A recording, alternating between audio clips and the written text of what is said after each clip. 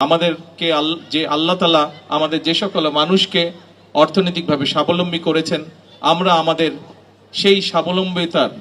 থেকে কিছুটা অংশ দিয়ে আমরা যতটুকু পারি, যে কয়জনকে পারি, অসহায় দুস্থ মানুষকে নিজের পায়ে দাঁড়াতে সাহায্য করি। আমরা এই মুহূর্তে এমন একটি এলাকায় এই অনুষ্ঠানটি উদযাপন করছি যেখানে বহু মানুষ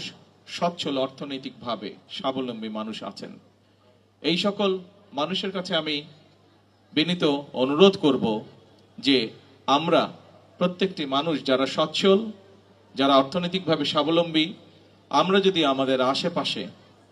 এইরকম অসহায় অসচ্ছল মানুষ যারা আছেন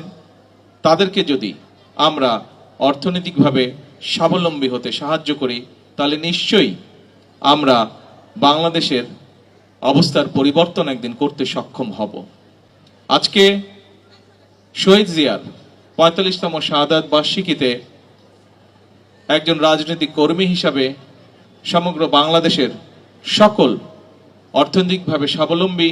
এবং সচ্ছল মানুষের কাছে আমার বিনীত আহ্বান থাকবে, আসুন, কোনো রাজনৈতিক বিষয় নেই, এটি হচ্ছে একটি মানবিক বিষয়, এবং সেই মানবিক বিষয়টিকে সামনে রেখে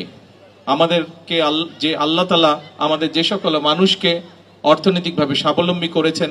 আমরা আমাদের সেই স্বাবলম্বিতার থেকে কিছুটা অংশ দিয়ে আমরা যতটুকু পারি, যে কয়জনকে পারি, অসহায় দুস্থ মানুষকে নিজের পায়ে দাঁড়াতে সাহায্য করি। শহীদ জিয়ার ৪৫তম শাহাদাত বার্ষিকীতে এটাই হোক আমাদের সেই প্রত্যাশা, এটাই হোক আমাদের সেই চাওয়া।